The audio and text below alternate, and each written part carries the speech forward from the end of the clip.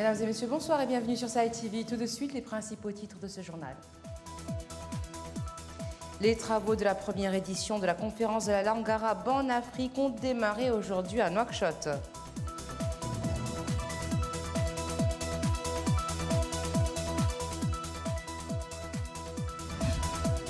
13,7 milliards de nouvelles ouguias sur la base du transfert de la première tranche de l'appui budgétaire accordé par la Banque mondiale et la réaffectation au niveau des dépenses de 24 milliards de nouvelles ouguias en dehors des rubriques initiales et 11 milliards d'ouguias dans les rubriques initiales. C'est ce qu'a déclaré le ministre des Finances. Le syndicat national des inspecteurs de l'enseignement fondamental a organisé une journée de réflexion autour de la crise que traverse le système éducatif. Ils appellent à des réformes pertinentes et judicieuse.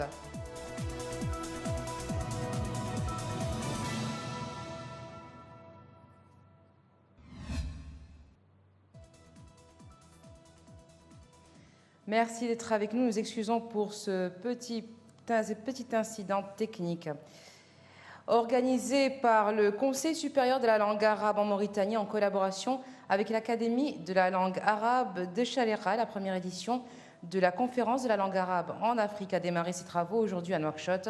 Pour cette première édition, des dizaines de chercheurs de la langue arabe de pays africains au sud du Sahara, des linguistes du Maghreb arabe et d'autres représentants d'organisations arabes y participent. Le Premier ministre Ismaïl Ould Oucher Sidi a affirmé lors de l'ouverture des travaux de cette manifestation que la tenue dans notre pays de la conférence de la langue arabe en Afrique caractérise les rôles historiques joués par nos ancêtres du Bilad Chinqit dans la diffusion du savoir en Afrique et dans le monde. Sid Ahmed Beilatou.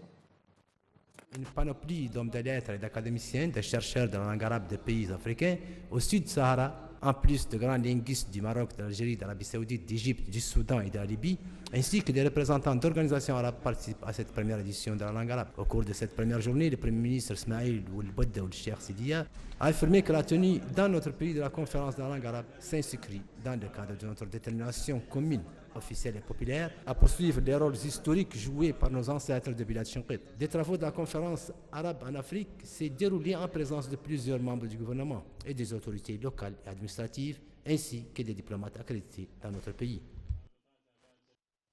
Au cours du point de presse hebdomadaire, le ministre des Finances a, dans ses explications concernant le projet de loi de finances rectificative 2019, a affirmé que cette rectification intervient après celle du mois de juillet passé, précisant que ce réaménagement poursuit l'objectif de transparence dans la gestion des comptes de l'État et renferme l'ensemble des ouvertures et annulations de crédits nécessaires à la gestion budgétaire 2019 et au réaménagement des organigrammes gouvernementaux. Il a indiqué qu'au niveau des importations, il a été procédé à l'intégration d'un don de 13,7 milliards d'anciennes ouguias, plutôt que nouvelles ouguias, sur la base du transfert de la première tranche de l'appui budgétaire accordé par la Banque mondiale, comme il a été procédé à la réaffectation au niveau des dépenses de 24 milliards d'anciennes ouguias en dehors des rubriques initiales et 11 milliards d'anciennes ouguias dans les rubriques initiales.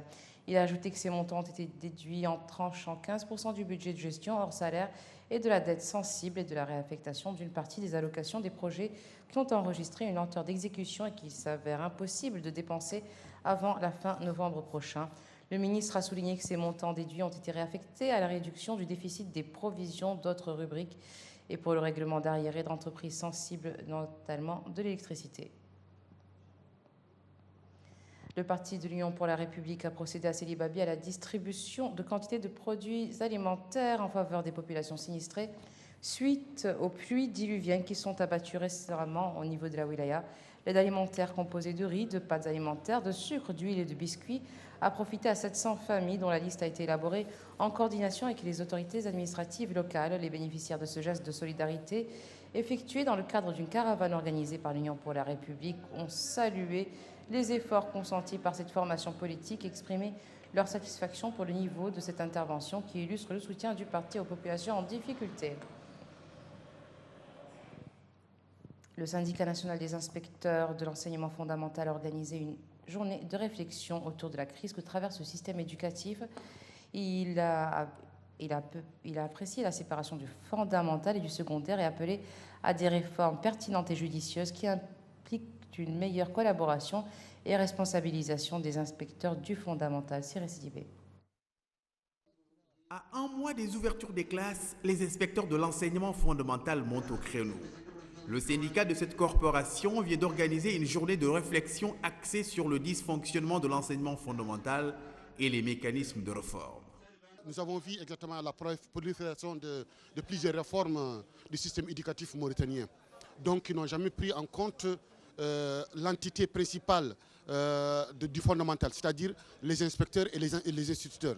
Donc, quand on veut faire une réforme, il faut prendre exactement ces deux-là qui sont en compte, qui sont la pierre angulaire du système éducatif mauritanien. On demande exactement à ce que les états généraux de l'éducation soient faits exactement et que on permet exactement à revoir les programmes, à revoir exactement le système de formation, à revoir exactement le système de recrutement et pour permettre exactement la bonne marche du système éducatif mauritanien. Cette journée de réflexion se veut une contribution du syndicat des inspecteurs de l'enseignement fondamental aux réformes en cours dans le secteur de l'éducation nationale. Les inspecteurs rappellent la nécessité de les impliquer davantage à l'élaboration et à la mise en œuvre des stratégies et politiques éducatives pour éviter le débâcle. Pour le 28e mardi de manifestation en Algérie, les étudiants étaient 3 fois plus nombreux que mardi dernier.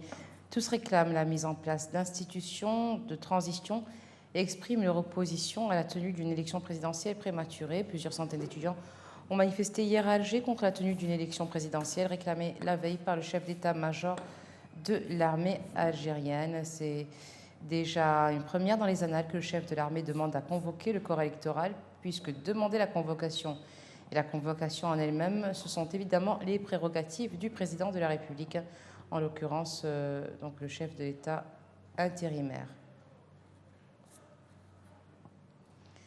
Aujourd'hui, des équipes de secours tentaient toujours de retrouver d'autres corps de victimes d'un raid aérien dans l'ouest du Yémen, 3 jours après la frappe qui a fait plus de 100 morts selon le Comité international de la Croix-Rouge.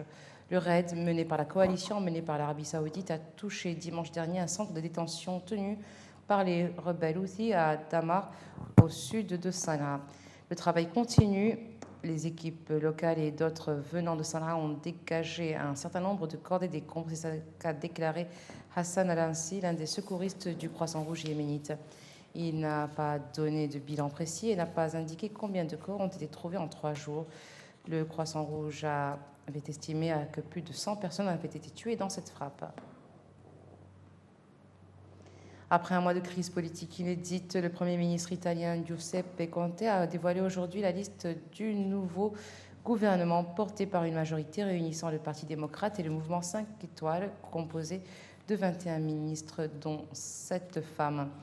Le leader du mouvement 5 étoiles, Luigi Di Maio, a été nommé ministre des Affaires étrangères, tandis que le poste de ministre de l'économie est revenu au démocrate Roberto Gualtieri, actuel président de la Commission des affaires économiques au Parlement européen. La préfète Luciana Lamorgese est devenue ministre de l'Intérieur, alors que le portefeuille de la Défense a été attribué à un autre poids lourd du Parti démocrate, Lorenzo Guerini. Au total, le mouvement 5 étoiles a obtenu 10 sièges contre 9 pour le Parti démocrate et 1 pour le mouvement Libres et Égaux, petit parti de gauche issu d'une scission avec le Parti démocrate. L'exécutif dirigé par Giuseppe Conte prêtera serment demain, jeudi. Une fois le gouvernement investi, il devra encore obtenir la confiance des 2 chambres du Parlement d'ici à la fin de la semaine ou en début de semaine prochaine. Selon les projections publiées dans la presse, la nouvelle majorité pourrait disposer de 167 élus au Sénat sur 315 et de 347 à la Chambre des députés sur 360. La Chambre des communes britannique a adopté par 327 voix contre 299 un nouveau texte visant à contraindre le Premier ministre à repousser une nouvelle fois la sortie du Royaume-Uni de l'Union européenne au 31 janvier 2020 si aucun accord de sortie de l'Union n'est trouvé avec Bruxelles avant le 17 octobre. Le texte part maintenant à la Chambre des Lords. Boris Johnson, qui s'est dit prêt à mettre en œuvre le Brexit coûte que coûte, avait annoncé qu'il demanderait, en cas d'adoption de ce texte, la tenue d'élections générales le 15 octobre. C'est chose faite ce mercredi soir. Juste après le vote, le Premier ministre a soumis la motion aux députés. Sport pour terminer, le logo officiel de la 22e édition de la Coupe du Monde de la FIFA a été dévoilé. L'inauguration officielle a eu lieu dans la capitale du Qatar, Doha. Il a été projeté simultanément sur plusieurs façades de bâtiments à Doha, mais aussi dans d'autres grandes villes dans le monde comme New York, Londres ou Paris. Le design reprend la silhouette du célèbre trophée qui revient au vainqueur du mondial, incarné par un foulard traditionnel de l'émirat. Selon le site internet de la FIFA, les ondulations de l'emblème font allusion aux dunes des déserts de sable, si caractéristiques du pays hôte, tandis que sa forme est à la fois celle du chiffre 8, comme le nombre d'enceintes magnifiques qui accueilleront la compétition, et celle du symbole de l'infini qui vient souligner les innombrables interconnexions qu'implique la compétition, comme vous le voyez sur ces images.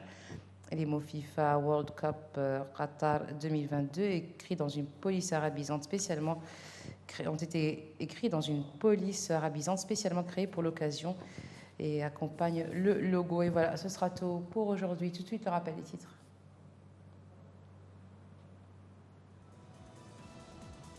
Les travaux de la première édition de la conférence de la langue arabe en Afrique ont démarré aujourd'hui à Nouakchott.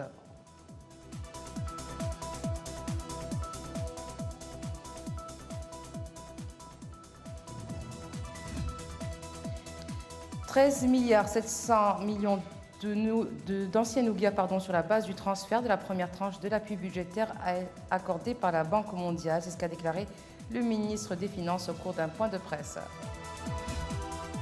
Le syndicat national des inspecteurs de l'enseignement fondamental a organisé une journée de réflexion autour de la crise que traverse le système éducatif. Ils appellent à des réformes pertinentes et judicieuses. Merci d'être resté avec nous. Excellente fin de soirée sur Sahel TV.